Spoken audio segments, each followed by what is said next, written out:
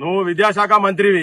నీ పాలనలో ఎట్లున్నదంటే నడుస్తున్న బడిని బంద్ చేపించినావు. అది ఒకటే అర్ర కూడా ఉన్నది ఒకటే. అదేదో నీడ గురించి అని తలదాసుకుందామని చెప్పని ఇల్లు కూలిపోయిన సర్పంచ్, నీ అప్పున్న సర్పంచ్ పచ్చని సంసారాలు, పచ్చని పల్లెలల్లా సంసారాలల్లా చిచ్చు పెడుతున్నావు. వాళ్ళు చెప్తున్నారు భార్య భర్తల మధ్యలో కూడా పంచాయతీలు అవుతున్నాయి. లేనితోటి ఎగబెట్టి నాకు ఇక్కడ సర్పంచ్ గిరి పెట్టి ఇక్కడ కూసబెట్టి ఏదో పని చేసుకుంటున్నాం. మాది మేము రోజు లొల్లిలట. అందుకే అంటున్నా, ఉట్టిగా చెప్తలేను నేను. వాళ్ళ సంసారాలు కూడా చిచ్చు పెడుతున్నావు నువ్వు. కనుక నువ్వు ఏదైతే ప్రామిస్ చేసినావు స్పష్టంగా చెప్తారు. ఎందుకే అవమాన పడుకుంటూ ఎందుకుంటారు? వాళ్ళకు ఇజ్జత్ లేదా? వాళ్ళకు మీ రాజకీయ నాయకుల కంటే ఇజ్జత్ లేదు. మీరు పొద్దున్న లేస్తే అవ్వానక్కని తిట్టుకుంటారు, మళ్ళీ భుజాల మీద చేసుకుని నువ్వు నేను దోస్తని ఇది అని నడుస్తూనే ఉంటాయి మీకు.